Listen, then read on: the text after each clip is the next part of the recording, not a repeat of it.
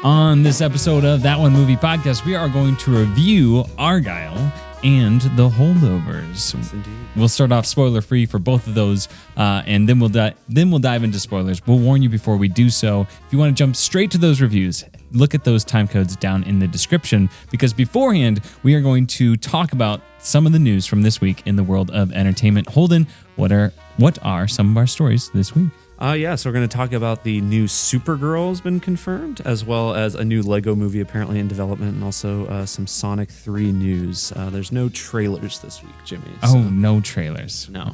Well, the news will have to make do. Hopefully. If you want to jump to any of those stories, once again, look down in the time codes. Otherwise, stick around for the whole episode. We'd love to have you. I'm Jimmy Youthy. I'm Holden Sutter. And it's time for Tom. Tom.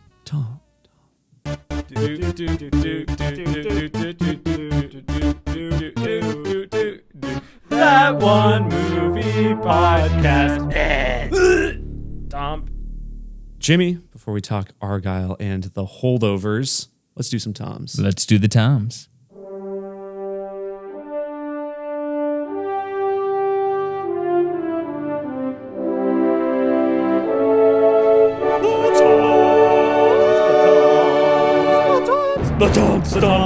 The Toms. Toms is the rapid fire segment in which we rate the news of the week in the world of entertainment on a scale of 3 famous Toms: Brokaw, Bombadil, and Bergeron. Brokaw's the highest, Bombadil's the lowest, and Bergeron somewhere in between. Jimmy, let's get to it. We're just getting better and better, Holden, with that intro and these cards. We really are, yeah. We haven't had any flubs the last couple weeks, so that's, there. We're jinxing it, so... Anyway, no trailers this week, as we said previously. Brokaw, good. Nice. No movies are coming out. Good, thank you, we hate strikes. Movies, yeah. Thank goodness. But on some sad news, though, Carl Weathers passed away. Yeah. Wow. What day was that? Was that Thursday? Something, or Friday, I think. Yeah, I think you're right. Yeah, kind of out of nowhere. So Carl Weathers, most well known for being in Predator, as well as playing Apollo Creed in the Rocky series. Also on The Mandalorian recently, Grief Karga. I also noted down here, he has a very funny recurring role on Arrested Development. If you've seen that show. Yeah, he's very good. The coach in Happy Gilmore. Yes, that's right, too. Can't remember his name. Apparently also in Little Nicky. Probably. I was looking at the list of movies. I was like, oh yeah, Happy Gilmore, Little Nicky. Okay. Yeah, it's sad. Came out of nowhere. Didn't know, he's facing any health issues. He was a very good actor. Liked him a lot. I thought he was good on Mandalorian, even though I didn't like the new season really. Yeah. He's still good. Yeah, he's great in the Rocky movies. Like, since I just watched those within the last year for the first time.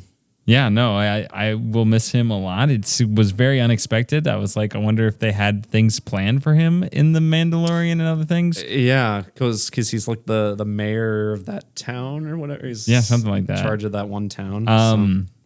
There's also there's like promos for him being in a Super Bowl commercial, I think, this year with Rob Gronkowski, the former tight end of the Patriots. Okay.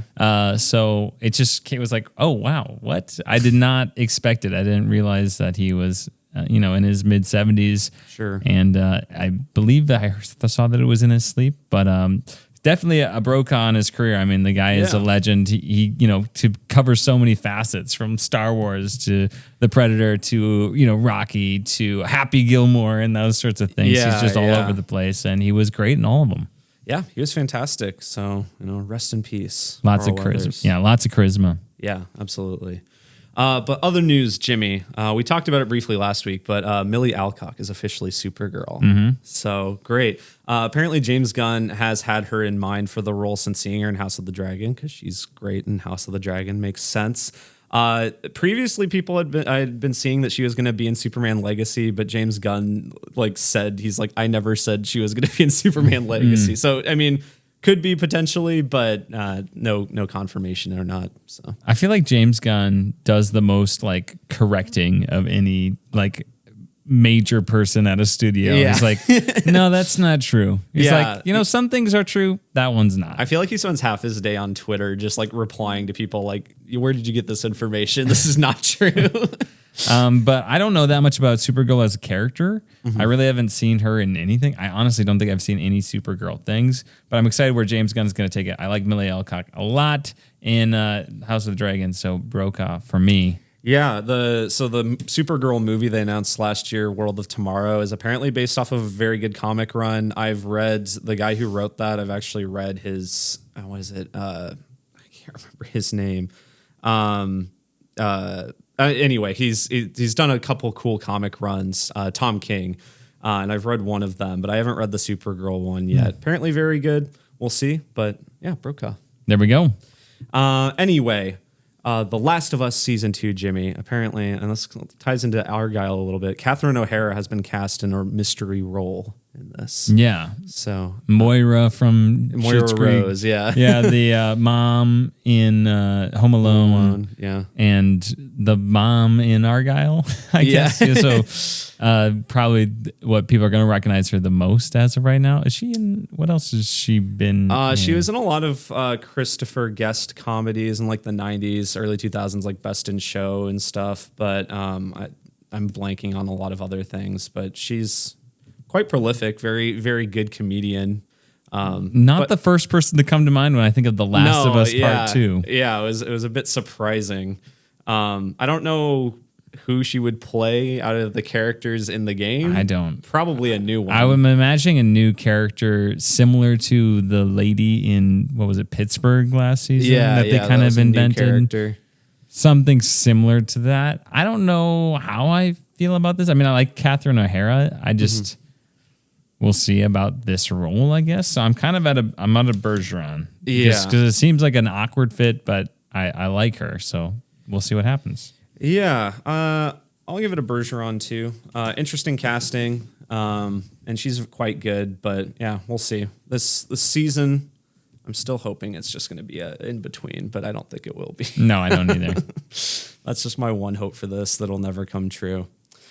Jimmy, Sonic the Hedgehog 3 coming out later this year in December. Apparently, Jim Carrey is coming back as Dr. Robotnik, which is funny because I don't have the exact quote here, but he had said that he said he was retiring unless like he had found like an exceptional script or something like that. We'd quoted him back when we first said he was going to retire. It was just like a very funny quote, and everyone was like, "What if he just comes back for Sonic 3?" And here he is. They just pulled up with a lot of money. Who's it? Absolutely. Paramount? Yeah, Paramount. Just dumped tons of money. He's like, okay. Haven't they been filming this for a long time already? Yeah, I mean, I assume he's already filmed his stuff and everything. Okay. That is, I don't know if this was officially released or if it was leaked or whatever, but I believe I got it from Variety. Regardless, we just found out this. And other actors that were also recently announced include Kristen Ritter, who plays Jessica Jones on the Jessica Jones show, and Cristo Fernandez from Ted Lasso. So I don't know who. I only noted him down because he was a Ted Lasso actor. So let's see. Pulling up. Oh yeah, Danny Rojas. He's great. Oh, okay, cool. He's great. Yeah. So cool. It's cool. Jim Carrey's back. Yeah, Brokaw. I love Jim Carrey. He's one of my favorite actors of all time. So I mean, Dr. Robotnik, whatever, but I'm just excited to see Jim Carrey. Your favorite role, Dr. Robotnik. Yeah. I mean, Jim Carrey is always good. I do recall when we saw Sonic 2, we thought he was like the least funny part of the movie. Yeah. Like as far as like the comedic, but it wasn't his fault. No, it wasn't his fault. Like he was committed. So good for him. Mm-hmm. Yeah. Give a Brokaw to that. The other actors, I like Kristen Ritter. If you like Cristo Fernandez, then yeah, Brokaw. There you go. That. Jimmy, the movie critic, Tarantino's supposed final film, apparently going to star Brad Pitt. There we go. That's easy does it. Yeah. Brokaw. I mean, Brad Pitt's was great in Once Upon a Time in Hollywood. He's great in Glorious Bastards, of course. So I'm excited to see what he does in this one. Yeah. Two of his funniest movie roles are in Tarantino movies. So I think that's a good combo. Yeah.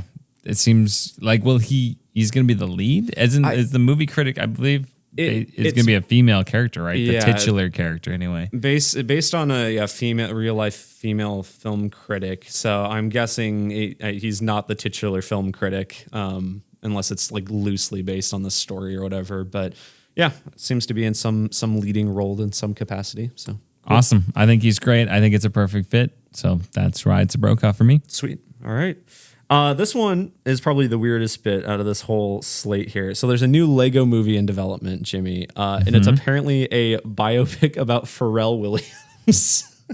Okay. Singer of the Happy song. Yeah. Very, very annoying song. Wearer of the Arby's hat.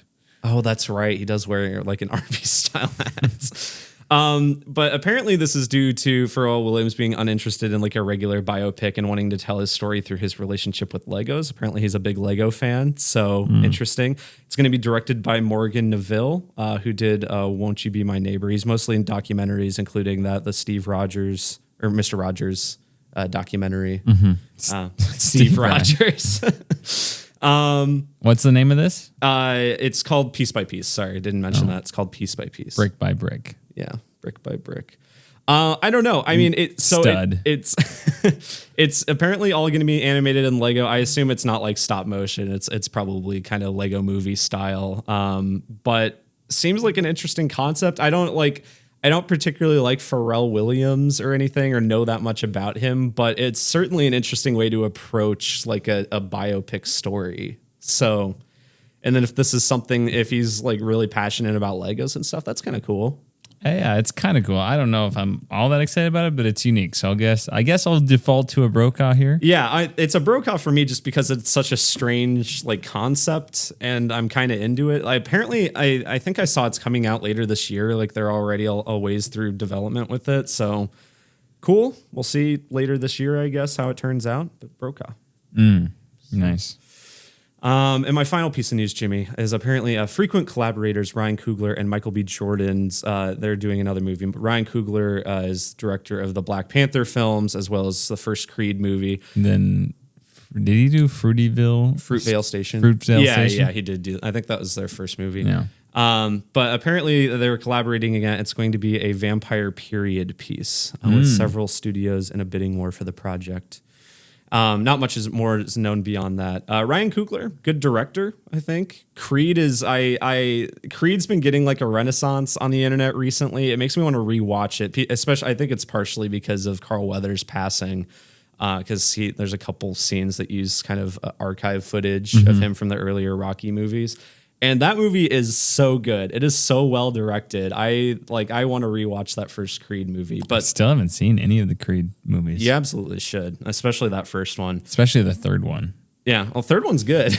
I mean, remember when the third one came out and everybody liked it and now no one talks about it anymore? I wonder why. But yeah, cool. I think they're a good combo. They've worked together really well. Michael B. Jordan obviously it was great with him in Black Panther as well. So yeah, absolutely. I'll give it a Brokaw vampire period piece. Same Brokaw. Yeah. There we go. That's it for the news this week, it looks like. Yeah, I believe so. There was, in terms of video games, there's that State of Play. Did you end up watching anything? Did not watch anything.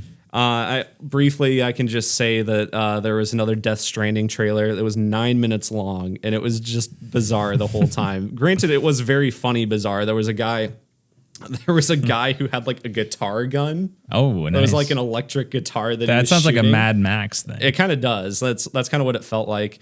There's Lea Seydoux, the actress. She's in the first game, but she's in this game too. And she has this this mask, but it's gloves like covering her, and the gloves move independent. It's so weird. I don't know how to describe it without it I guess even if you see it, it's still quite bizarre. Anyway, who's the film director in this one? George Miller. Yeah. Mad Max director. Yeah, there we go. Yeah, George Miller is, at least his likeness is used. I don't know if he's actually acting in it.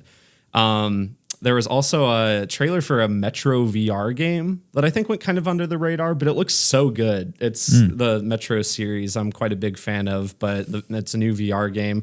Apparently not PSVR exclusive, because I think there was a Meta Quest like upload on YouTube of the game like a few hours later. So I'm guessing it's coming to PC as well. Looks quite good though. There was Rise of the Ronin stuff, but I didn't watch any of that, so I don't know. I'll have to check that out. Yeah, it wasn't the most exciting State of Play. I didn't watch everything, but there are a couple little tidbits in there that were interesting. All right, sweet. Yeah. As for TOMPeyes this week, yeah, quick review because it was a quick very quick service. It was.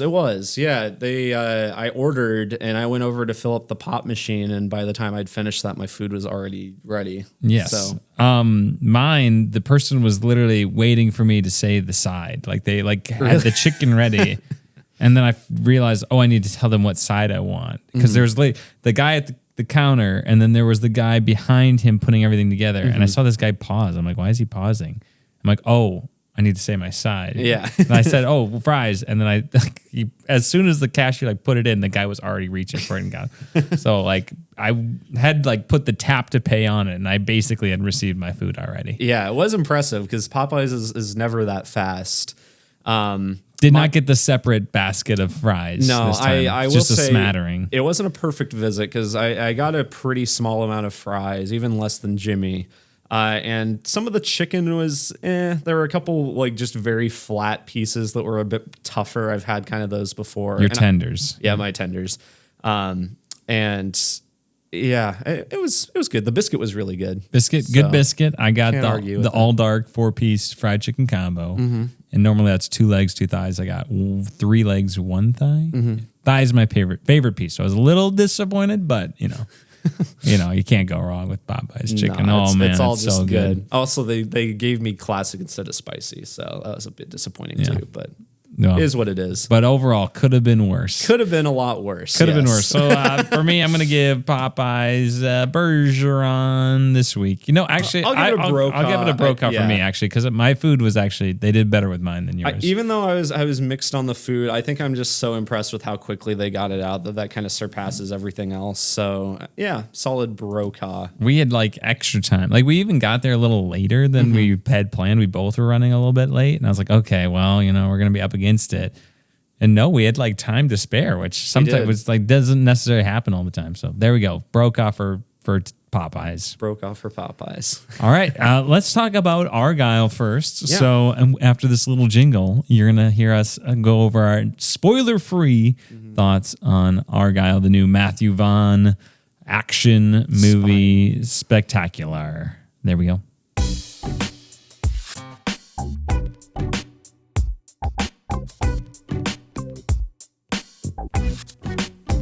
All right. Argylle, directed by Matthew Vaughn, as you said.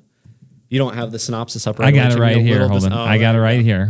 I got it. All right. What is it? Reclusive author Ellie Conway writes best-selling espionage novels about a secret agent named Argylle who's on a mission to unravel a global spy syndicate. However, when the plots of her books start to mirror the covert actions of a real-life spy organization, the line between fiction and reality begin to blur.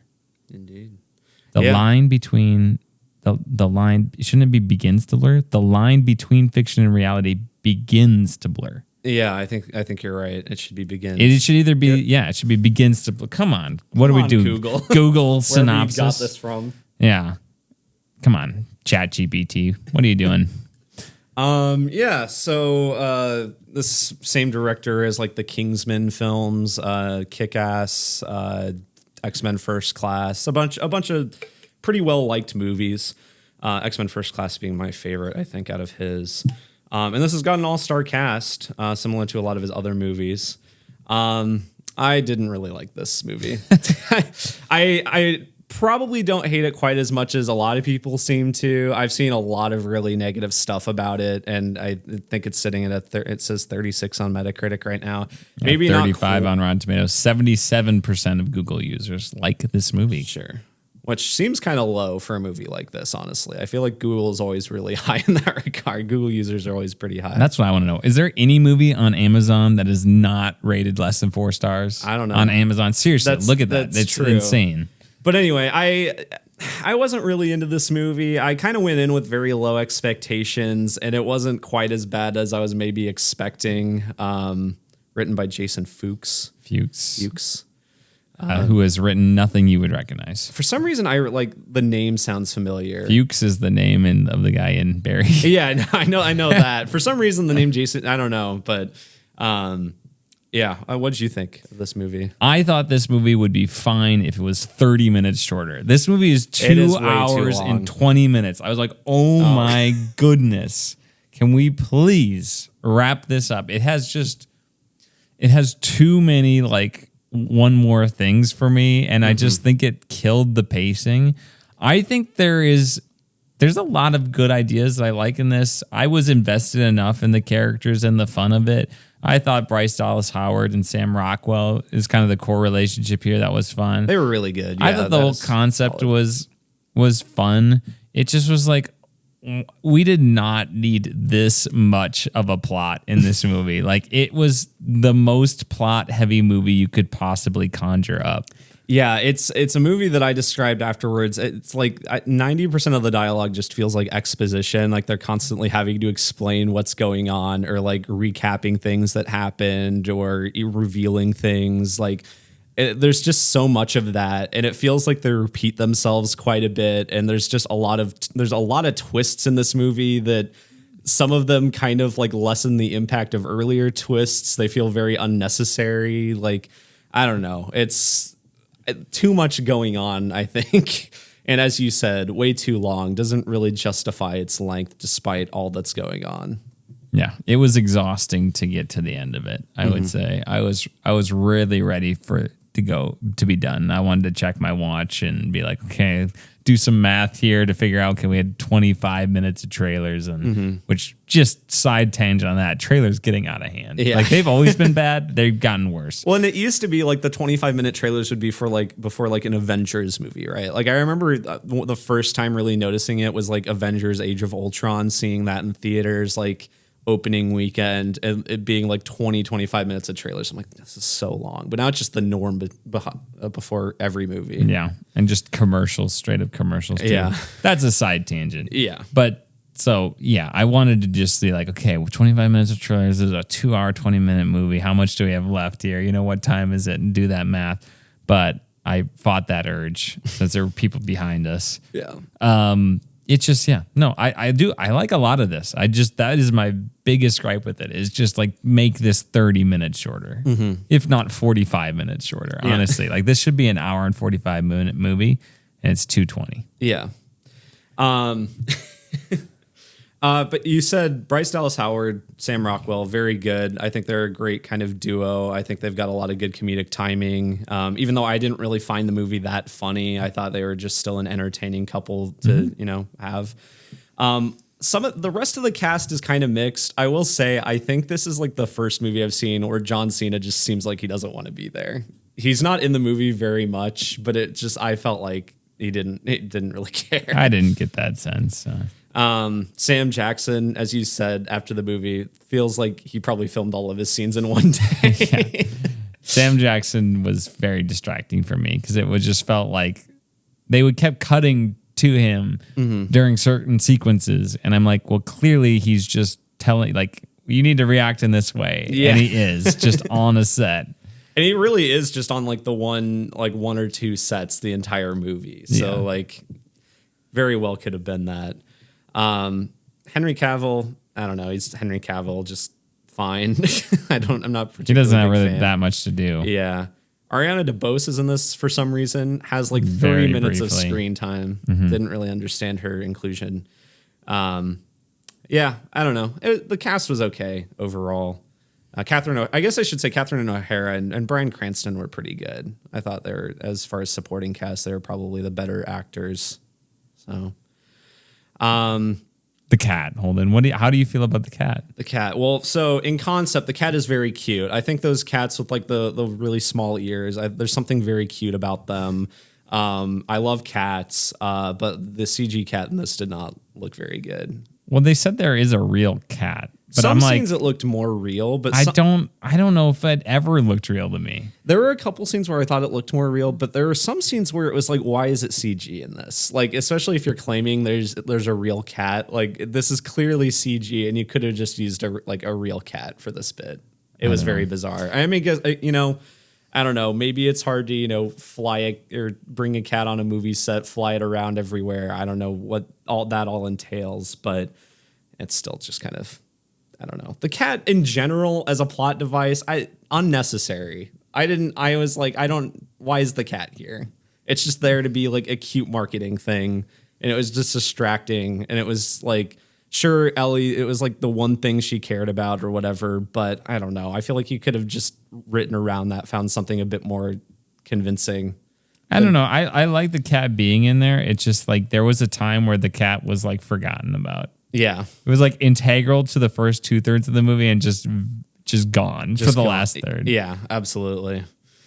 I would say this movie definitely just turns into almost a different movie in the last third as well. Or it just feels different. Yeah, it does. And I don't know. I don't know if I like it more. It's probably less interesting in the last third because I feel like it becomes more predictable. But yeah, it does feel completely different. I wanted to mention before I forgot, so the opening scene in this movie is mostly all in the trailer. Like it's the scene with Dua Lipa.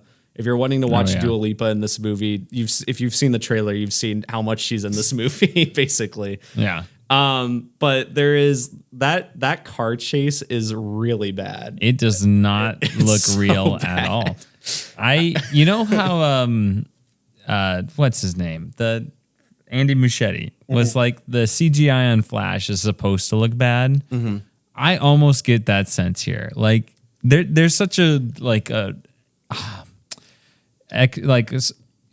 extraordinary reality in this world. Like clearly it's like this not realistic world that we live in, and kind of goofy. And I'm like, is the CGI supposed to reflect that? Because it just does not, in the even the most remote sense, look legitimate whatsoever. No. I mean, especially in that scene, like there's car stuff going on. Oh my gosh! And it just is like this is not even like comped well. Like it doesn't even it just is like clearly Henry Cavill's like sitting in a green screen car and you are just moving around. It's not even like it doesn't even seem like the camera is tracked. It's like you took a video layer and you're like moving it 2D around in like a 3D. Sure, yeah. And it just doesn't I like Mads Mikkelsen when he was talking about like the opening of Indiana Jones and the Dial of Destiny. He's like, there's a hint of wax, like when he's talking about that. This is just like the whole gosh darn candle, like it's just like, oh my goodness, none of this looks real.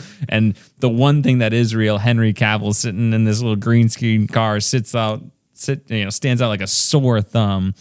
The other thing that bothers me about it, I think, is it feels very like Fast and the Furious, which I can get behind. Like I'm a Fast and Furious apologist. I like the ridiculous stuff in those movies, but none of the rest of the movie really is on that like quite goes that ridiculous again. And it kind of feeds into another thing I have with this, where I feel like the movie built like implies that there's going to be more scenes set within like the book universe that kind of reflects like, and there are some scenes where it's like I guess I can't really spoil much, but there are some scenes set in the book universe, but there's just like not much. Like Henry Cavill's not in it that much.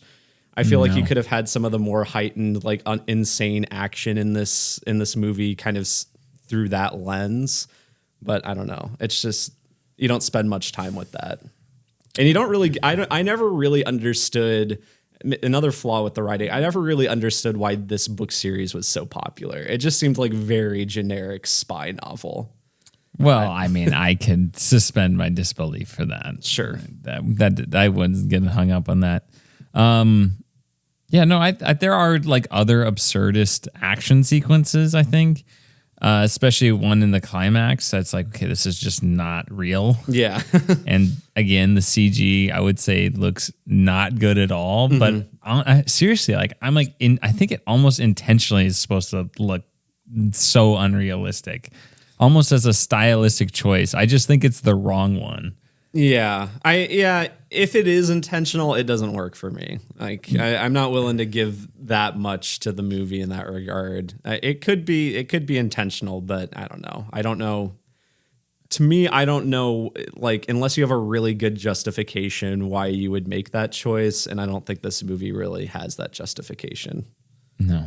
Yeah. No, honestly, like most of my problems with it would evaporate or be much lessened if it was just 30 minutes shorter. So I sound like a broken record there. So that's the last time I'll say that. There's a bit in this movie, and I'm pretty I could be wrong. It's towards the end, not really a spoiler, but they incorporate that new Beatles song that was released like a few months ago. Yeah, called Now and Then, and there's characters in it that say they listened to it like years ago, and it's just like a new song.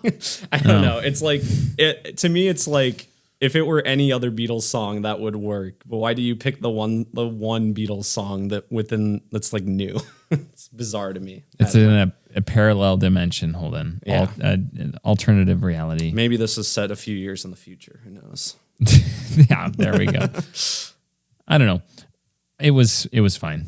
It was fine. I didn't hate it. I definitely don't think it's as bad as people are saying it is. It's almost like if you would read that book Argylle, and would be something you would be interested in, maybe you would find this okay, like, you're like want to read a James Patterson book at the airport, or it's a fine popcorn movie. If you love Matthew Vaughn's other movies like unabashedly, you'll probably like this. I think if you like the second Kingsman movie, which I don't like, you'll probably like this. I don't know. I feel like it's very in line with especially his more recent output. It's just not particularly, I haven't liked a lot of his more recent movies really. And this is, I don't know. I didn't really like it. I don't even necessarily, I've only seen Kingsman once. I didn't really like it. I thought it was okay. Yeah, I like Kingsman 1, but it has been a while since I've seen it. I like the style of it. Like, I like the idea of it more than like the actual like story of it and sure. Whatever. Yeah, it was all right. I think I would rather watch like Get Smart. Oh yeah. Kind of a similar vibe, but Get Smart I think is more enjoyable. God, I love Get Smart. I always forget about that movie, and then when I think about it, so many scenes from that flood back to me. The Cone of Silence. Bill Murray in the tree. I forgot about Bill Murray in the tree. Anyway, oh man, yeah. Watch Get Smart instead of this. There you go. That's what we're saying. If I were to give it a rating, it's probably like a 4.5. It's 4.5 out of 10. I'm being very negative on it. It's overall just more okay than anything. I just didn't find much appealing in it, and I don't really, probably won't watch it again. Watch it on Apple TV Plus. Which it will be eventually. So I had forgotten about that, and then the Apple Films thing came up at the beginning of the movie. I was like, oh yeah, that's right. This is an Apple. I forgot that too. It would be fine to watch on an airplane. Yeah, if you're like, I need something I have a 2.5 hour flight. I need something to distract me for now. And for some reason, you don't want to watch a better movie, or this just comes up. This would be good. You don't want to watch Get Smart on the plane. All right. That's our non-spoiler review of Argylle. We're going to dive into spoilers right after this.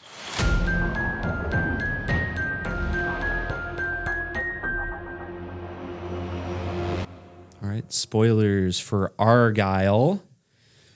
Agent Argylle. Agent Argylle. That's right. Yeah. So you had that spoiled for you. You said yes. So well, let me describe this. So apparently, on Twitter, which I go on to way too much. If you're just listening to spoilers for the sake of listening to it and you haven't seen the movie yet, turns out the real Agent Argylle is actually Ellie Conway, Bryce Dallas Howard's character. Like, she wrote these books. Her name is like Rachel Kyle or something like that. Argylle. And she lost her memories. I can't even remember how she lost her memories. What happened? She fell off something. It was an explosion. That guy, when she killed that computer hacker guy, explosion, and she fell in the ocean or whatever. And then her memories were wiped. And then Bryan Cranston and Catherine O'Hara's character pretend to be her parents, but they're actually like evil. Yeah. They're part of Spectre and Spectre, the Syndicate or whatever. Yeah, it's generic villainous. It was something. Network. It started with I think D, it's Syndicate. Isn't it? No, it was like the Division or something. Like it was Division. Yeah. Yeah, Division. Okay. No, but anyway, what I was going to get to. So on Twitter, there's this account called Discussing Film, which I really like. It's this nice Twitter account that they'll like post new movie news, and they post it from reliable sources and stuff. But it's mostly like headlines, and they link to the articles and stuff. But it's just kind of a nice way to get like breaking news or whatever right away. But anyway, people have been retweeting this Discussing Film tweet from like 5 years ago when they first announced this movie, and it said something I wish I had saved it, but it said something along the lines of Matthew Vaughn to direct new movie about author who has amnesia about a spy thriller author who has amnesia about being a spy or something like that. Something, it just spoils it. And I saw the retweet like the day of seeing the movie before seeing it. So, I mean, it's kind of obvious, like, I think, right? Or did you not see it coming? I don't think so. I mean, I think I saw it coming like as it was happening. Sure. I don't remember. There's so many, like, I honestly, it doesn't even matter because I don't think it didn't really, I thought it was just kind of bad. I don't know. I just like the idea of this lady going on this random thing more so than like, oh no, I'm actually a real spy and all this. I think there could have just been a more interesting story. I don't know how exactly where they could have gone, but the whole idea of her writing these books that predict real world events and everything is very cool. And I just kind of wish that they had like a different explanation for it or whatever.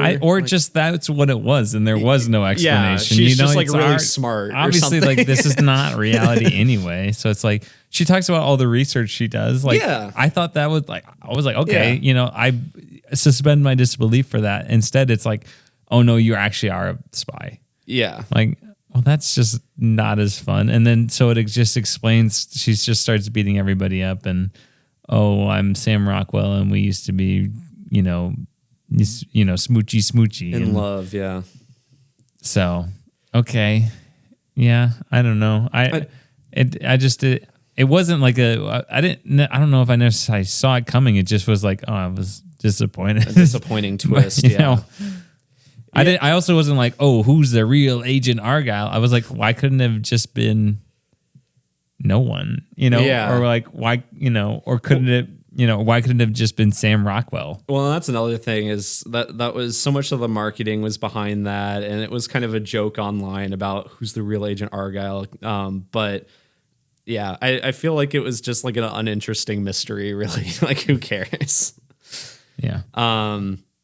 Yeah, and then as you mentioned after the movie, why do Catherine O'Hara and Bryan Cranston like brainwash her? Because she's like also another twist is that she's also working with the Division or was working with the Division prior to her accident. So I guess the explanation is that she was gonna betray them, maybe, and they knew that. So then they had to brainwash her to be on her side. I don't know. There probably was something to explain it in there, but there again, you could so not write a more plot heavy movie than just there's so much going on. Yeah, it's not even particularly hard to follow or anything. It is just a jumbled mess of so many things happening and so many twists, as we said, because you had those twists, you have the twists of, well, like I mentioned kind of earlier, some twists that undo earlier twists, but you have like Bryan Cranston shows up and is her dad, which initially like, if he was just her dad or something, that'd be kind of interesting or whatever. Which I just thought he was just her dad. Yeah. But no, okay, he brainwashed her and they're evil. And like, then Catherine O'Hara's evil too. Why him? Why didn't he just have two of his hench? Yeah, he's like the leader of this organization and he's firsthand doing this. Seems pretty stupid. I mean, it makes sense Catherine O'Hara because she's like a psychologist. Doctor lady. Yeah. But yeah, didn't make sense for him. I don't know. Him like walking in, that was the one thing that genuinely got me. I was like, oh, that's interesting. It reminded me of Michael Keaton in Spider-Man Homecoming. I was going to say, it was like the exact, although that one landed much harder for me. Because of that one, I saw this one coming. Like when the scene started, I'm like, well, I think this is where it's going. Yeah. But only because of that Spider-Man Homecoming twist, which is one of the great... It's a good twist. Movie twist, because it's like, you're not even thinking it. It's not even remotely on your brain. Yeah. And it just happens. Like, what? Yeah, no, that was an effective one. But yeah, there's like 3 or 4 like massive plot twists in this, and then you have like there's a whole fake out of of Ellie thinks that Sam Rockwell wants to kill her, then she leaves, and that's why she meets up with the parents. But no, it turns out he's just bad. He's bad at phrasing. That was so stupid. That was a dumb phone like, conversation. because he doesn't like Ellie Conway. He wants Argylle back. Rachel. Yeah. That was pretty contrived. Very, very contrived. And then you have the whole Manchurian Candidate Winter Soldier BS that happens at the end of the movie. It's like, Catherine O'Hara's like Sigma Delta Alpha B2. She's like, now I must kill Sam Rockwell. I'm like, just end this movie. Oh my gosh, we all know how it's gonna end anyway. There was just too much going on, and there were the action scenes on the boat. There was kind of that first one where it was like all the colored gas for some reason. Yeah, I thought that looked bad. Yeah, it cool concept, but like I'm like it. First of all, why is the gas colored like this? Sure, the gas it's colored that it makes the image contrasting. And it looks cooler. That's fine, but yeah, it looked all CG. Didn't make much sense. I don't know. It's kind of stupid. And then there's the ice skating thing. Which I thought that looked really bad. Oh yeah, where she's like ice skating on the oil or whatever. Yeah, you remember that? No, I remember that. No, I like the concept of it. It just felt inconsistent. It was like, does this movie want to be grounded or does it want to just be weird and crazy and off the rails? And it's like you said, like you had the book universe that seemed to establish that was what the book universe was going to be. Mm-hmm. But then it just became the reality. So it was like, okay, was there even I don't know. And I guess the books are her memories. So I don't know. It just didn't, I don't know. It just didn't feel like it completely leaned into that. It didn't feel grounded in its own world, I would say. Yeah, it doesn't quite go as over the top, I think, as something like Kingsman or whatever. So I don't know. It's kind of dumb in that regard. And speaking of Kingsman, we can mention that post-credit scene. Okay, so first of all, let me say this movie has like a cliffhanger at the end. Henry Cavill's real, I guess. Yeah. Whatever. He's a real Another guy. twist. Another twist. And then it has what I think is maybe the most confusing mid-credit scene I think I've ever seen. I did not understand. I don't know what if it was it's because trying to say. Is that guy in a Kingsman movie? I don't think so. I mean, that's where I was like, I'm like, maybe that's just some like, maybe it's like, the mid credits a split or whatever. It's like, okay, I don't know about Unbreakable, so I didn't understand that sort of thing. The mid credit scene, it opens up with this exterior shot of a bar, and I swear that it has a sign on it that says like the Kingsman or whatever, which I believe is the name of the bar in the prequel movie. It looks CG'd onto that building, and it looks so bad. I was like, this looks unfinished almost. Like they just didn't properly add that on, but then they go into the bar and a guy's like, first of all, they're speaking. I like couldn't understand what they were saying. Well, he said a special phrase, right? Like, to get like, oh, the weather is nice outside on Tuesdays or something whatever like it is. But it turns out this one guy is a young Agent Argylle, and he's a member of the Kingsmen or works with the Kingsmen or something. And then it says Argylle, the first book coming soon or something. Yeah, I was Argylle. like, what is this? I'm like, so are they making a book? Like, are they making a movie version of the book from the movie, which is tied to Kingsman? Is Kingsman just exists in these books? Yeah, does it? I was confused. Is this supposed to be a twist of like, okay, the Kingsman and Argylle are in the same universe? Whatever. That could be a twist. I was like, oh, that's where I thought this was going, but then it was like, no, this is part one of the book. Yeah, it was. It didn't make any sense. I like the Wikipedia synopsis of that, like, or the sentence on it. It's just like it doesn't really clarify much. I don't know. It's very, very confusing.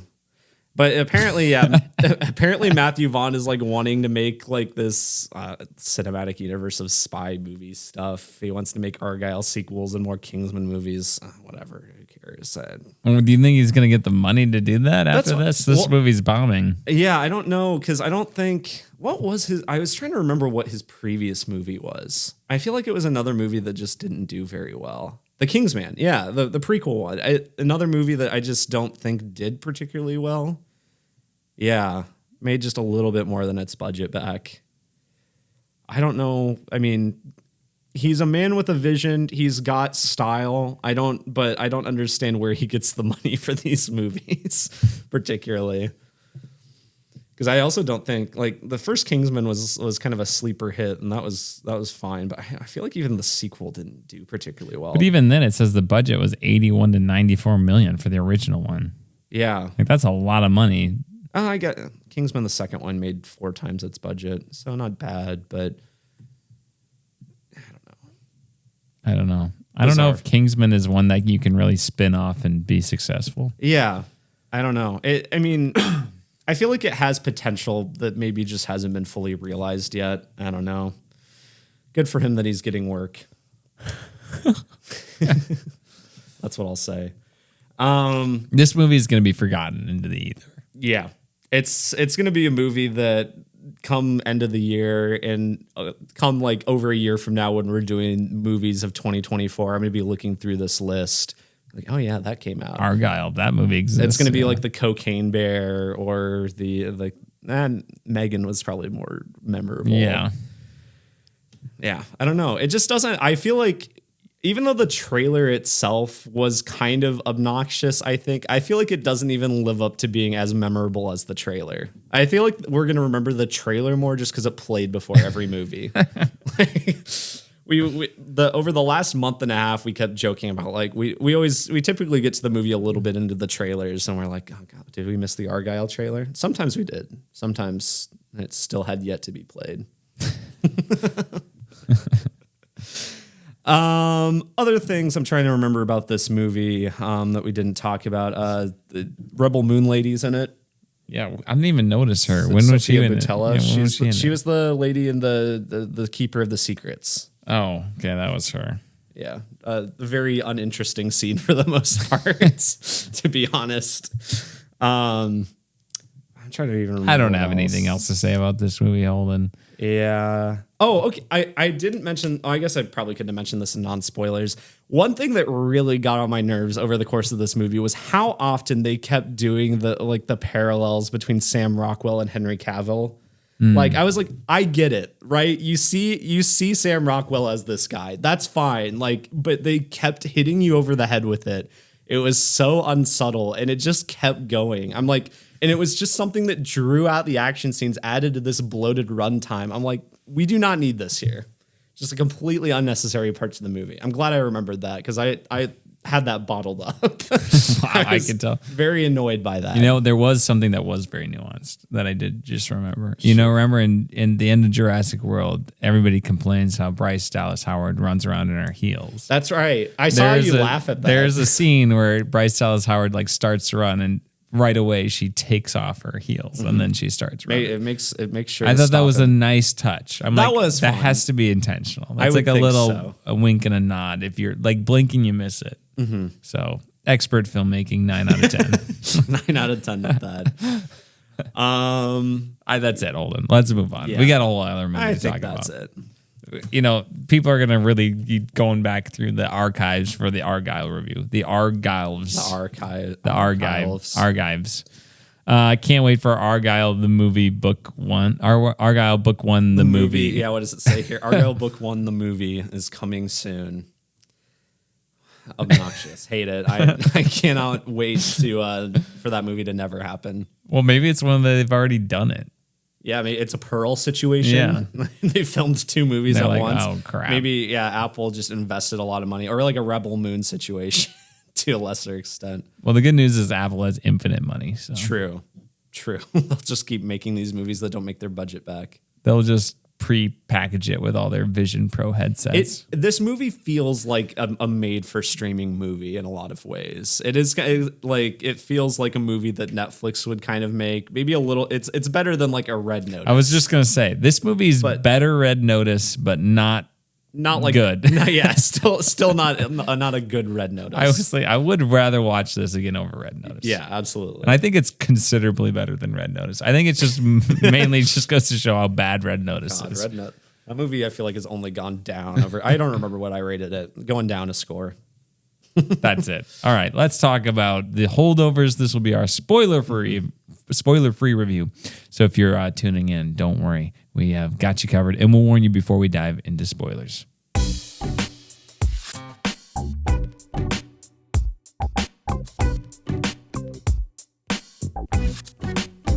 All right. The Holdovers, directed by Alexander Payne, a director who I'll get into my opinion of him after you give your synopsis. Oh, wow. What a tease. All right, The Holdovers. Let's see if there's any grammatical errors in this review, as there were in Argylle's synopsis. All right. A curmudgeonly instructor at a New England prep school remains on campus during Christmas break to babysit a handful of students with nowhere to go.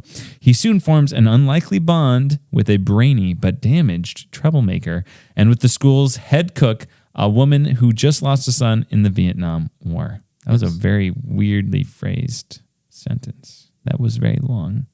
That whole thing was 2 sentences. So he forms an unlikely bond with the brainy but damaged troublemaker and with the school's head cook, a woman who just lost a son in the Vietnam War. I can see the confusion there. Okay. Yeah. Anyway, directed by Alexander Payne. Payne has he's done a lot of well-regarded movies like Sideways. He did Election from the late 90s. Every movie I've seen from him, I have not liked prior to this movie. Like Sideways, I think was nominated for Oscars. I think Paul Giamatti was the lead in that. I feel like he got an Oscar nom for that. I didn't care for it. Election was similar. It was an early Reese Witherspoon movie. Matthew Broderick's in it. Did not care for it. The big thing with those movies though is they just don't connect with me. It feels like it's just not my thing really. I don't dispute why people really like it, just not my thing. But The Holdovers is different. I actually I liked this movie quite a lot. Yeah, it's very good. It's a cozy movie. It is cozy. It's a nice Christmas movie. It's a new Christmas classic, really is what it is. Absolutely, yeah. It's the first Except movie. you can't watch it with your kids because it's rated R. Yeah. It's not I don't think it's not a hard R, no. but it's like a good transition movie. Like, hey, you're 14. You could probably you could watch. It's like when I went. My first R-rated movie in the theaters was Argo. Which is they just swear, they say the F word a few times. That's it. This movie, I think it's very, very good. It has a lot of heart. It's funny. Great performances in it across the board. Fantastic. The 3 leads are so good. Paul Giamatti, Dominic Sessa, who this is his first film role. Yeah. Apparently, I don't remember exactly where this was, but apparently with the school they filmed at, he was a student there or something. And really? He auditioned for the movie. Yeah. Wow. And so this is his first film role. And then Divine Joy Randolph is great as well as the cook. Yeah. And I think they're all good. It's a movie it's a lot about just learning to understand that people have a lot of hurt, that it isn't shown in everything. They're all kind of going through their own problems but it's kind of an unlikely family type situation movie. Yeah. But yeah, I thought it was a great trio with very good chemistry with each other. Yeah, it's just everyone is the main character in their own story. Mm-hmm. And having the empathy and understanding to do that. And I teach ancient history, so I hope I'm not as curmudgeon-y as Paul Giamatti's character here. Did you when he said some of his facts, we're like, oh yeah, the Peloponnesian War. Oh yeah, I kind of paused to look at what he had written on the whiteboard, and I'm like, oh yeah, is it accurate? Oh yeah, checks out. That's good.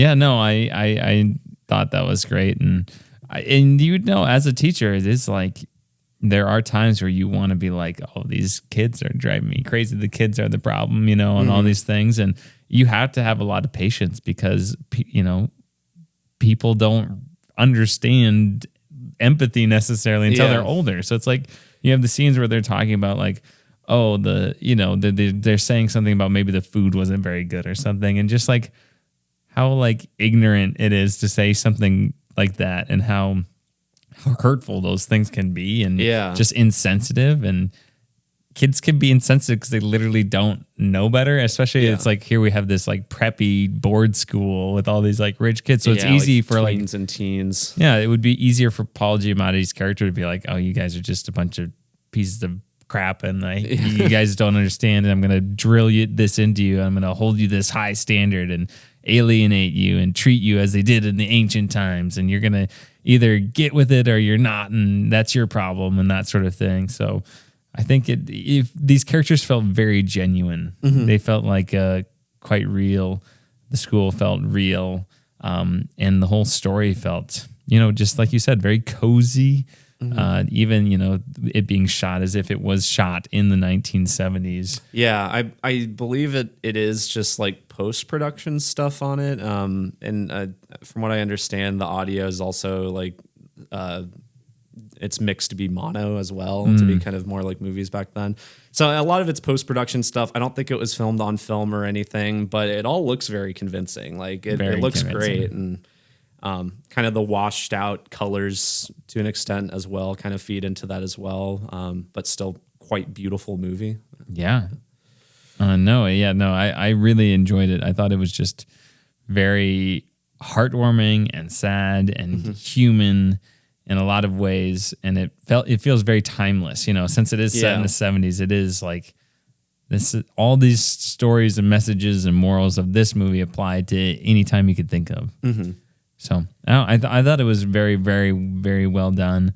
I really enjoyed it. I think, you know, we watched 2 hour, and I think this is 2 hours and 20 minutes too, right? Yeah, it's close to it. I was surprised because I should have mentioned at the start, this is my second time watching it. I watched it like a month ago, probably less than a month ago, just because we had a bunch of snow here and we were trapped in. My roommate wanted to watch it. And when I saw the runtime going into this one, I was like, there's no way it's that long, right? I did not remember it being that long. And it's not like there's a lot of really exciting stuff. It's not, and you know, you'd think Argylle with a lot of action and fast pace would go faster, and really this one feels to go so much faster just because you're so invested in these characters and in this relationship. It's, you know, you compare it to Argylle. Another thing that I'll say is just like it's like the other end from that movie, where this movie is like the plot is like there's just way less of it, right? Like the plot is these two people are stuck together who don't want to be together. Yeah, and it's really they're both in this situation they don't want to be in, and they have to deal with it together. It's so simple, and it's all just about their interactions and them learning from each other and kind of learning more about each other's backstories and everything. Like, it's way simpler, but I think part of it is it's very nice, good performances, but it also has quite a bit of humor in it that works really well, I think. So that helps breeze it along as well. I wanted to mention that the music in this is great. Fantastic. Yeah, it's not a ton of like original score, but the licensed music they got like some Cat Stevens, some Allman Brothers Band, which I love. Yeah, very good music that would fit that time. Yeah, the melancholic acoustic music that is one of my favorite genres. But I thought the same exact thing. I'm like, I gotta look up some of these songs and add them to my Spotify playlist. Yeah, the song that played towards the end of the movie, I think when, I guess I won't say exactly, but it's when this big major plot thing happens. But it's In Memory of Elizabeth Reed by Allman Brothers Band, which is like one of my favorite songs. It's so good, and it's all an instrumental too. But yeah, good song. Yeah, no, I just think that like we talked about the plot and how little there is of it. The only thing pushing the movie forward is literally time. Like days are passing. Like it's the movie is the course of the winter break. So it's just the next day happens. So now, okay, what's going to happen this next day? And it feels, because of that, it feels very organic. Nothing feels contrived in it. And, this slowly breaking down the walls of these very isolated people who like to alienate others or just forced into this situation against their will. Yeah. And to continue to try to alienate themselves even within that. It is like you get to know anybody. When you've learned more about someone, it definitely humanizes them. Which is, I think, especially an important message in the less humanized people are, I think, with technology and screens and, social media and all that. So it's nice to just go back and be like, oh yeah, we're all people. Yeah. and then Paul Giamatti being an ancient history teacher is like clearly understands that, like, but he can't even apply it to himself. That's like the great irony is like he has such a bank of knowledge and understanding of how humanity works, and he cannot live out the principles. He's such a hypocrite, and he's just he takes all that information and just takes the most pessimistic viewpoint of it, and you see him like interact with characters who are more like ignorant or don't have as much knowledge, but are just clearly happier individuals. So I think it's like, I love that kind of almost cliche, but I think it works really well here.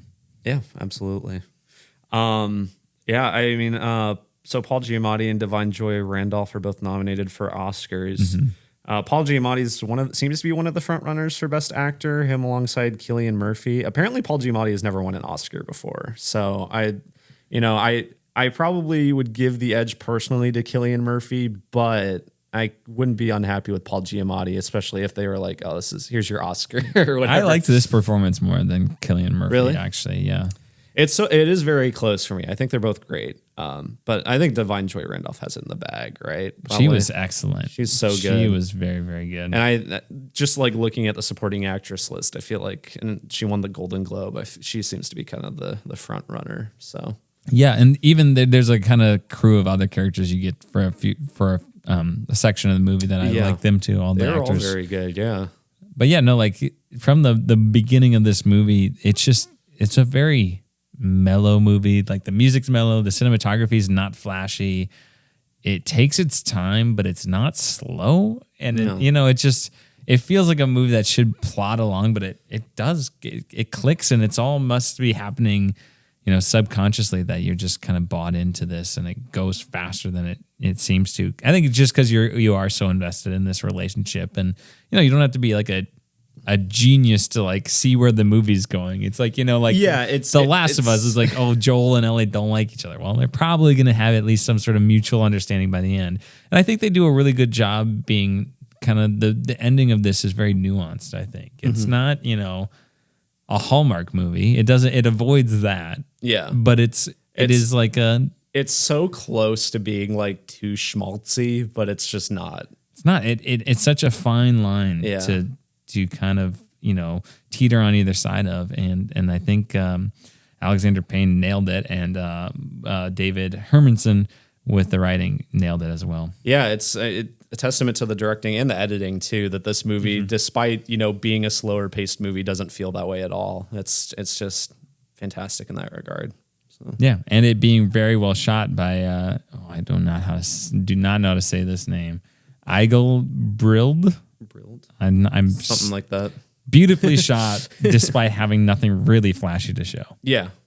I mean, it's part of it, I think, for us too, is it feels very familiar just because of the very snowy. It feels very Midwest, even though it's not. It's more East Coast. I don't know exactly where, like Pennsylvania or.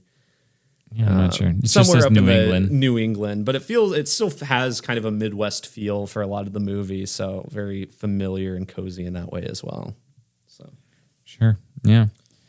No, I really enjoyed it, and I loved the human story of it. Of course, I loved the ancient history part of it. Sure. That's just gonna be me. I'm just gonna have a soft spot for that forever. And I relate to saying something I think is really interesting about ancient history and nobody giving it two craps about it around me. So I could relate to Paul Giamatti's character that way. But go out and see this movie, please. Yeah. This is a good movie. Good. Hard to imagine people going out of this and not liking it. Yeah, it's just I know a few people have seen it. They all love it. It's just a very good crowd pleaser. It's one of those movies that like is a crowd pleaser, is nominated for an Oscar, and I feel like is definitely deserving. It kind of meets all that criteria, and it's just a great movie everyone will love probably. Mm-hmm. Yeah, especially if you like to see like the best performances of the year. I think Paul Giamatti was excellent. David Sessa was really, really good. He didn't get nominated, huh? No. It was a strong year for Best Supporting Actor, so I'm not too unhappy with who was picked. Yeah. But no, check it out. Really, really good. Holden, what would you rate it? It's probably like a 9 out of 10, I think. Up there with my favorites of the year. I don't know exactly. It's going to be a tough top 10 this year when we get to that. So far, it will be. It'll be weird to rearrange things. I always try to keep up with it over time, but I by the end of it, I always have to rearrange it a bit too. So we'll see. But really, really like it. So. Awesome, sweet. Well, let's talk about specific things we liked about it in our spoiler discussion, which is going to come up right after this little jingle. So avoid this next part if you have not watched The Holdovers. Check it out, please. It's on Peacock if you want to, stream it or find it at your local movie theater. Otherwise, come back and now listen to our spoiler review.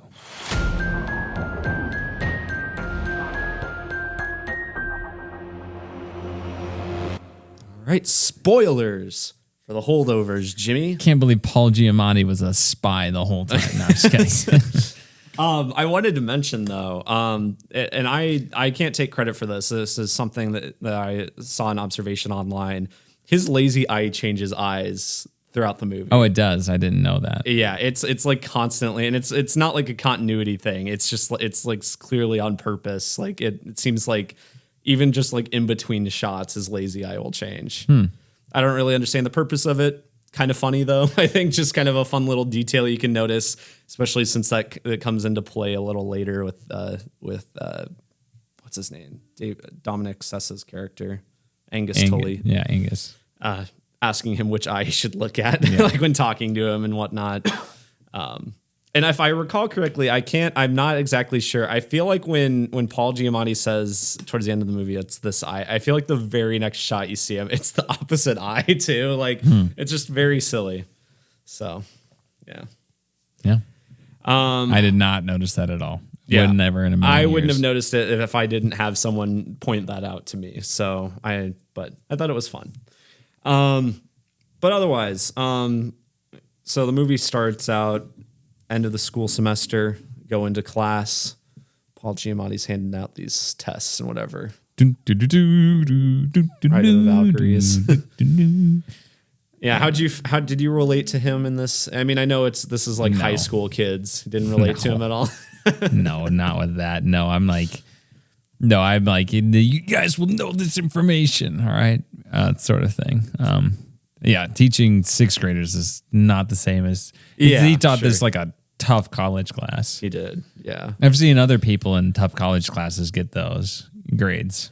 I think it's interesting that, I feel like in most movies with kind of this structure, you would have Angus be the one that has just the F. Yeah, no, I thought that was really great that he's like the one who's doing the best in the class. Yeah. But he's got so much else going on, and he still just like detests the class and everything, and really hates how strict Paul Giamatti is. Like, yeah, it's not exact, like it's familiar but different. Yeah. Yeah, so that I thought that was a great little twist with it, because you were just waiting for him to have the F minus, but no, he's got the best B plus, yeah. So you would think he would, then that Paul Giamatti his character would have a soft spot for him, but he really doesn't. It just goes to show, how little he personally, I guess, cares for these kids. I guess like he does see them kind of as like little soldiers almost, and flunking his class, his tough as nails class. It's like, well, it's all your fault. It can't be me. I can't be the problem. Yeah. I'm not. I know what I'm talking. I know all these facts. I know what I'm talking about. Yeah, you all failed, but I'm so generous. I'm going to let you do a retake. Yeah, I'm going to let you do a retake. That will be harder. Yeah, of all new material, and it's going to be an average between the two tests too. Yeah, and then Angus screws up that opportunity for the class. Yeah, which funny. I just love how hypocritical he is. He's like, it's all about honesty and stuff, and he just lies all the time. Yeah. Constantly lying. He sees himself as above all of these kids and everything, holds himself to a different standard. Yeah. Nobody likes him. No. None of the staff None members. of the staff like him. Which Divine Joy, what's her character's name? Mary. She's like the one character who seems to like put up with him. Like at least doesn't hate his presence, is at least neutral to him. But yeah, everyone else is just hates his guts. Knows he's just like kind of annoying and a hard butt, I'll say. Yeah, there you go. Hard butt. Got to stick up his butt. Yeah, seriously.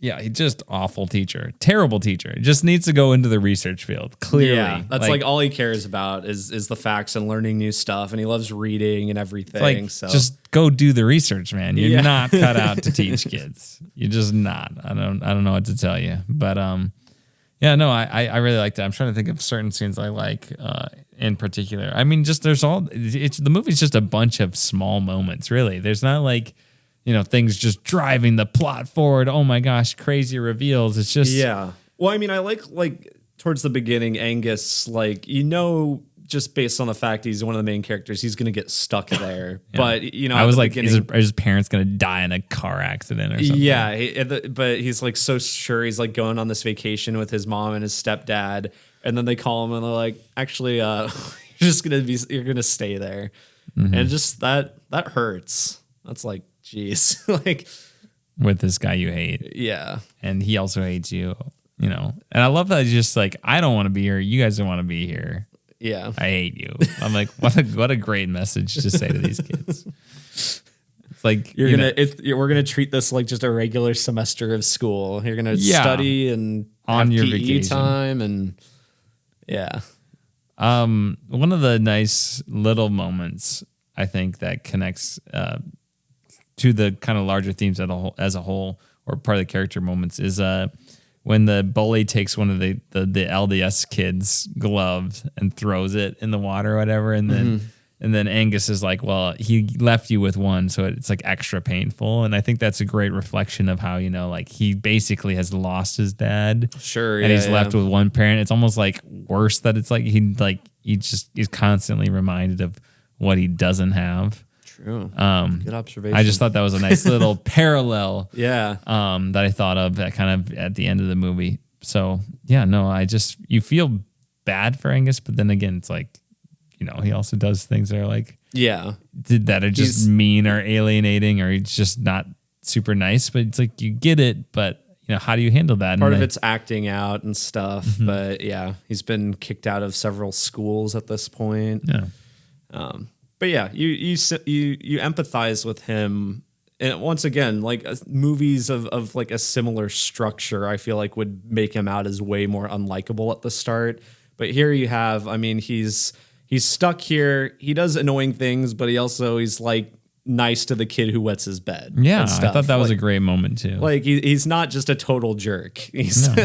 There's a lot of nuance to him. And Mr. Hunnam stands up for Mary when the kid's like, well, I get that she lost her son, but you should still do your job. Yeah. I was like, that food looks good. I'm like, they're talking about how the food's not going to be good. I'm like, that looks pretty good to me. I thought so too. Pretty good looking food. It's like when the kids complain about our school lunch at school. I'm like, you guys don't even understand. This is good. Like, this is like good food. Did not have great food. It was all right, but this is good. And they're like, no, this is so bad. I'm like, school food better than it used to be? Oh, yeah, absolutely. Yeah. Wouldn't know. I don't go to school. So anymore. No, I'm just like, you guys You don't understand. I'm just like, you guys, you do the Romans.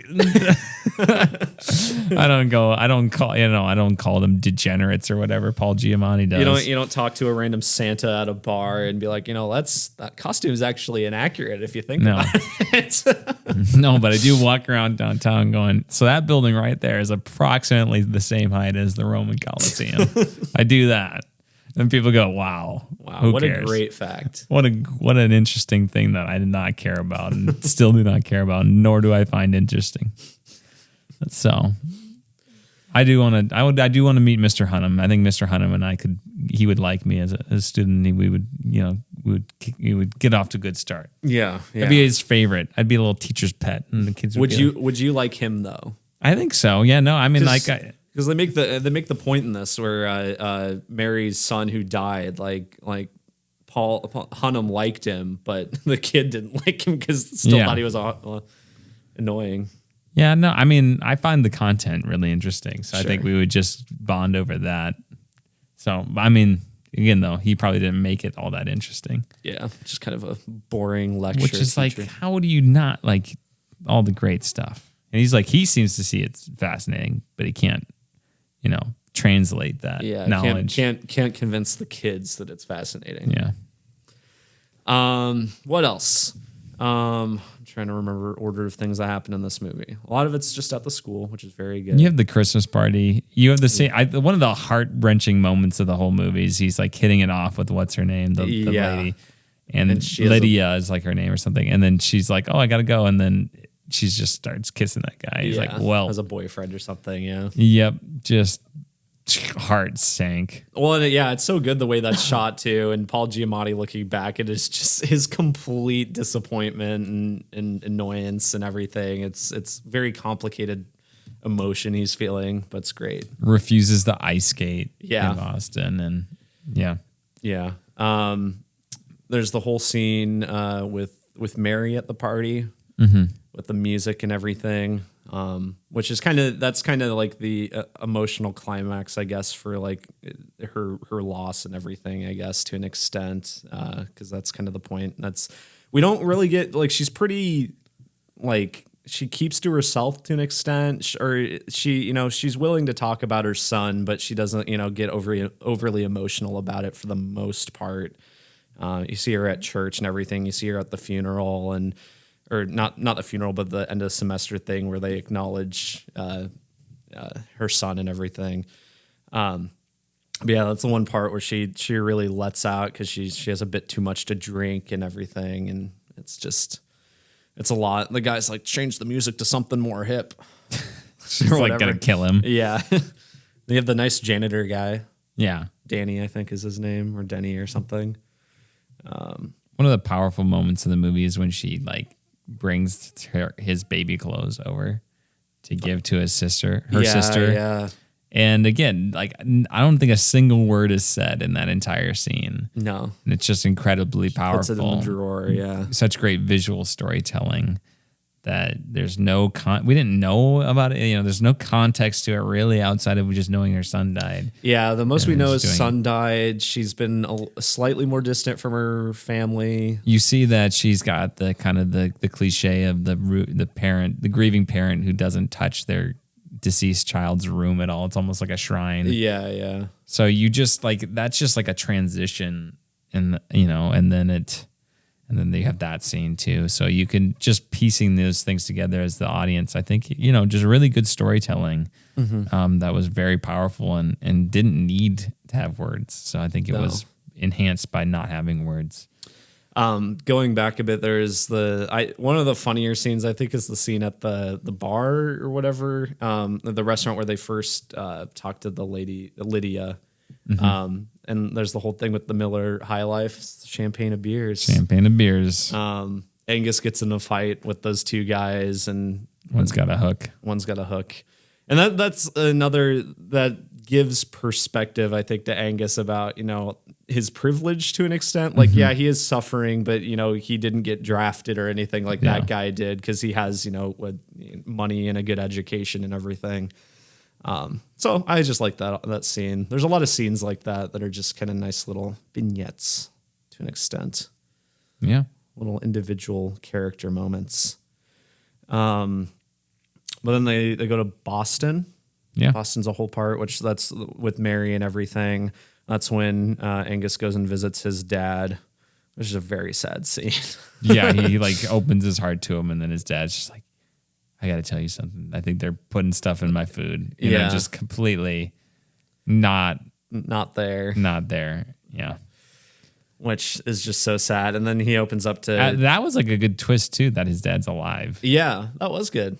Better than an Argylle twist. Most of the Argylle twists. Yeah, his dad's alive, but is unfortunately just, had some sort of mental break at some point.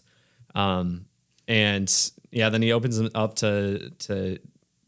Hunnam about like, he's like worried that he's going to be like, become like his dad. He's worried that it's hereditary. And that's when you learn that, and that's one thing that they're able to connect on. There's some parallels between the two characters, but they both had like troubled relationships with their fathers. Or Mr. Hunnam's, his dad apparently beat him to an extent, and then he left when he was 15 or whatever to go to the school and never really looked back. Has seen the school as his family and everything. So yeah, just a little interesting. Yeah, parallels there. I think the emotional climax of the entire movie, of course, is at the end. They return, and it looks like Angus is going to get expelled for supposedly manipulating Mr. Hunnam into taking him to see his father. And then, Hunnam takes the fall for him. He basically talks about how like his whole life is this job, and he gives it up to help this kid, and it's not even guaranteed, it's like he just it's shot in the dark. This kid that he's really only known well for like a couple weeks at this point. No, that was all great. I before we get too much in the ending, I did want to mention that the scene with the cherries jubilee is so cute. That's just such a cute scene. I mean, how'd that box not catch on fire is what I want to know. I did think it was funny that it just caught on fire and they couldn't put it out. They had to like just stomp it out. It had a nice laugh about it. Yeah, that was one of the cutest scenes in the movie. But yeah, he gives it all up. And ultimately, I mean, it's like, it's kind of like a mixed thing. Like it stinks that he loses his job and everything, but now he's essentially forced to go do what he should have, like, as you said, what he should have been doing this whole time, the research and everything. Writing his monograph. You can't even dream a whole dream, can you? No. So yeah, even though he lost his job and everything, there's a silver lining to it. Ultimately, I also wanted to mention it's a flip on what happened earlier in the movie of Angus lying about the whole arm breaking thing and like taking the complete fall for it. So then Mr. Hunnam wouldn't get in trouble. Which that chase through the school is quite fun. Do not cross the Rubicon. Do not cross the Rubicon. I believe he says the die is cast in Latin when he does it, which is a famous Julius Caesar thing to say. But I don't know what the actual thing in Latin is. But that is what I would assume he said. Sure. Yeah, that was great because Paul Giamatti's not going to catch up. No. I thought it was really great. The very reminiscent to me, kind of the vibe of this movie is like Marriage Story. I think you get a lot of like, it just feels very real. Especially with like the interaction at the end of just like this kind of goodbye sort of thing. Yeah, it's like I keep saying in other movies of this type, you'd have like a big, embrace, a bit music swells kind of thing. He goes to go on the adventure with him to like, Carthage. Will you adopt me or something like that? But no, it's much more realistic. I just killed your parents. These two people that are emotionally pretty reserved, and they open them up to each other a bit, but they're not. It's not like they're completely changed in that regard. They're not best friends all of a sudden. Yeah, it ends with a nice, very very nice handshake, essentially. To see ya. Yeah, and it's just so simple and effective. He spits out the liquor and the cognac or whatever. Yeah, just at the grounds of the school. There you go. That headmaster was a jerk. Yeah. penis cancer in human form, as you said. Good line. If you're going to lay it on, you better lay it on thick, man. Yeah. But yeah, that's the Holdovers. Really good. I think, Paul Giamatti, dark horse to steal that Best Actor award from Cillian Murphy. I would not be unhappy with either of them. I think for most of the categories, it's very strong this year. So hard to tell for sure. Oppenheimer could sweep or it could get nothing. We'll see. Yeah. So yeah, we'll see. Definitely a good one to see. I'm glad we saw it. I'm glad it got nominated for Best Picture. Yeah, absolutely. All right. Then our final segment of the show, of course, Holden, is What Are You Doing? What are you doing? What are you doing? No, what are you doing? What are you doing? No, what are you doing? What are you doing? All right, Jimmy. Well, this week, apparently I watched less than you, but I'll, for once, but I'll get through that.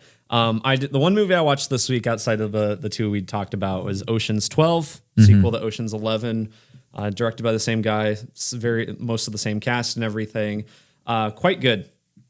It's not as good as the original. I don't think it's as bad as a lot of people said at the time. It seems to have a bit of a kind of critical reappraisal since then, because it's just very different from Ocean's 11. Sure. But I think that's kind of what makes it an interesting sequel. And it is a straight sequel. It follows the events and everything. It's not just like another heist kind of thing. So deals with some of the fallout of Ocean's 11 and whatnot. It's interesting. So I'll watch Ocean's 13 at some point soon.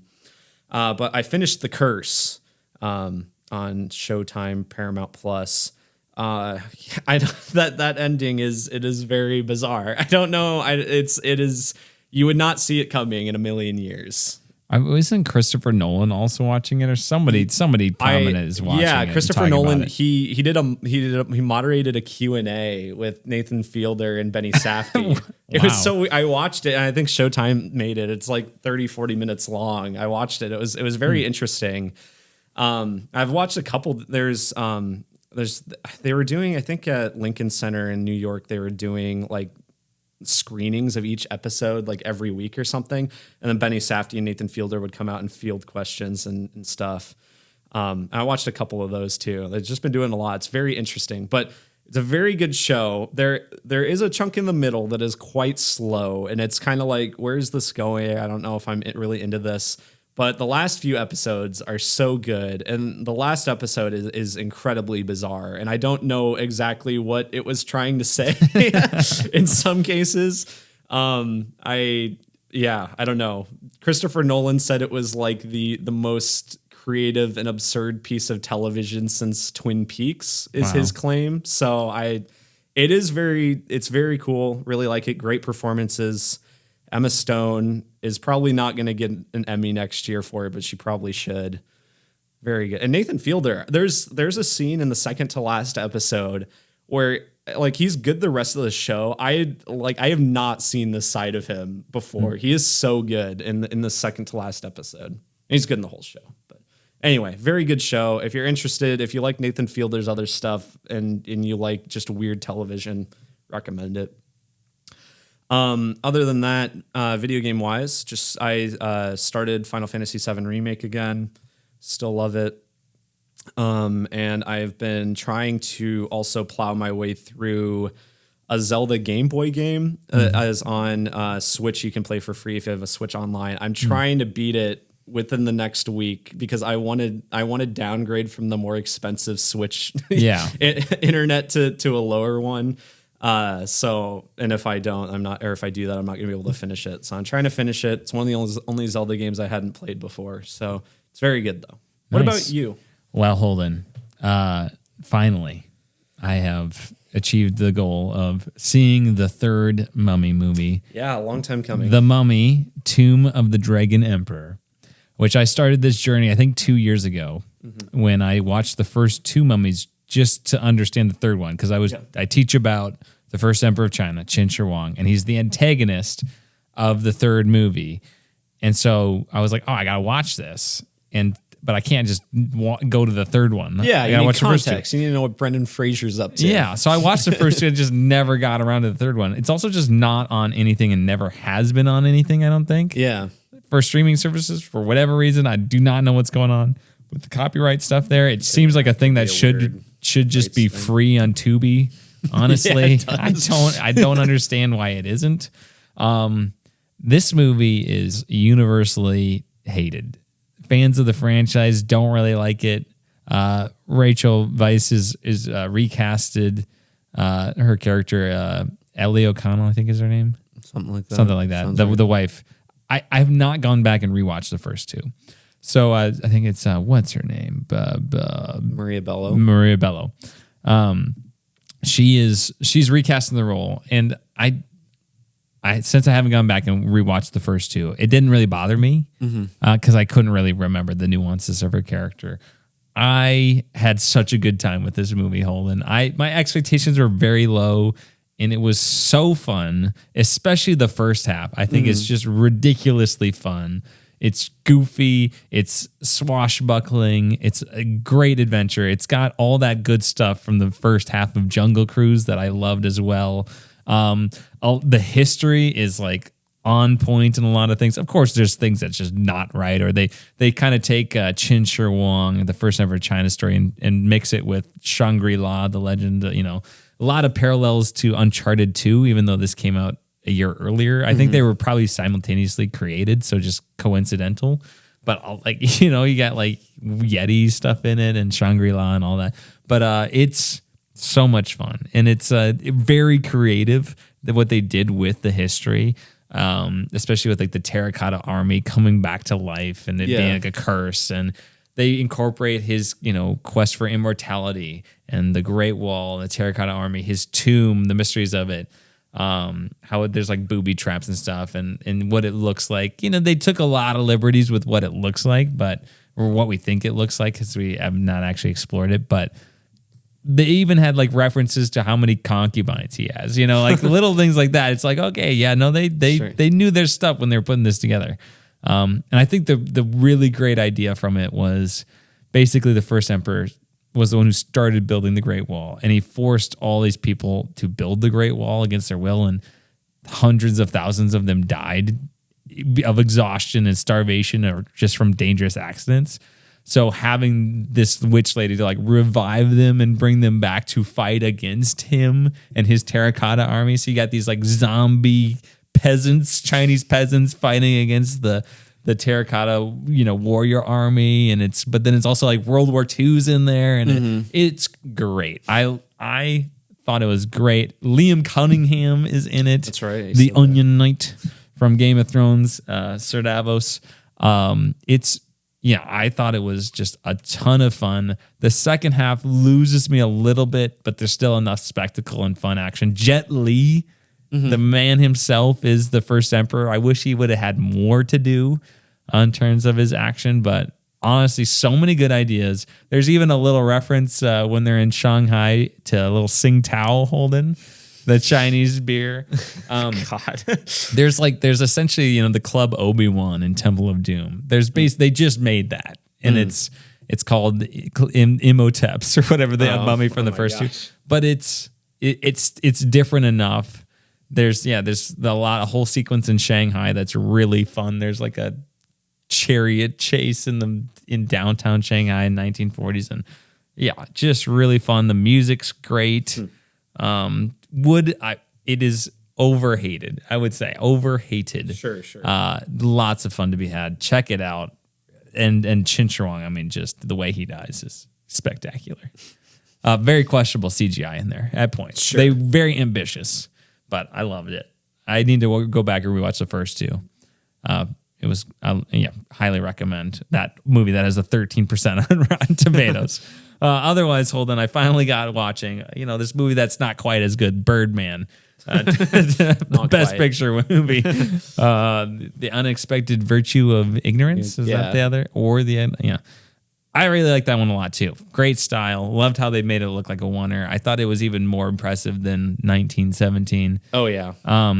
Thought the soundtrack or the score was great with the drums and stuff. Really creatively written. Great performances. Very good cast. Yeah. Yeah, excellent. Yeah, just really, really, really good. Another good Emma Stone performance. Great, like weird, abstract, surrealist things happening. Yeah. Yeah, fantastic. Just very worthy of winning Best Picture. Yeah. Even though I like Whiplash more. Yeah. So I think I do too. those are the two things I watched. I still haven't watched the last Percy Jackson episode, so I still got to watch that. Haven't been playing anything other than Beat Saber, so that's where I'm at, Holden. In terms of next week. Yeah, we're gonna take a gap week, I think, because Jimmy bought a house, so we're moving. So this is gonna be the last time we're recording in this setup like this. But next time you see us, it'll be at his new place. But I'm helping him move next week, so that'll be thrilling. But it works. It works out because there's not really any new releases coming out next week that we'd be doing. And I think if we do one Oscar nom for every other week, we will make it in time. Yeah. So, and we've done like 3 movies in a week before. Yeah, so we can do it. The week after, though, in 2 weeks, you can look forward to our Madam Web review. Oh yeah, probably Maestro, or if Zone of Interest is playing nearby here, maybe that as well. So one of those, one of the Oscar noms. But review the Super Bowl. Read the Super Bowl. Oh yeah, that's right. We're not. I guess. Oh yeah, we could talk about if there's any trailers that drop. That'll be that fun. That in 2 weeks we can talk about that. So anyway, if you want to leave us a request, you can do so by leaving us a 5-star review on iTunes or email us at tompodcast@gmail.com or donate to our Patreon. And that's it. Say goodbye to this setup. Say goodbye to this apartment back here. Yeah. Goodbye. Hopefully it will look better or similar. I don't know. It might not. There might not be as nice of a background for a while until we get everything situated. Yeah. But yeah, there we go. That is this week's episode. And next time we'll see you, will be our 5th anniversary of That One Movie podcast. Oh my gosh. In a new place. In a new place. The next chapter. Every 5 years, that's what'll happen. We had a conversation about, this could be the final thing. We had a conversation about all the Scorpion King subtitles. Oh yeah. It was Quest for Power, Book of Shadows. The Book of Souls? Book of Souls, yeah. Quest for Power. And now this is Tomp, the new chapter. Just generic subtitle. All right. We'll see you then. Adios, pantalones. Love you.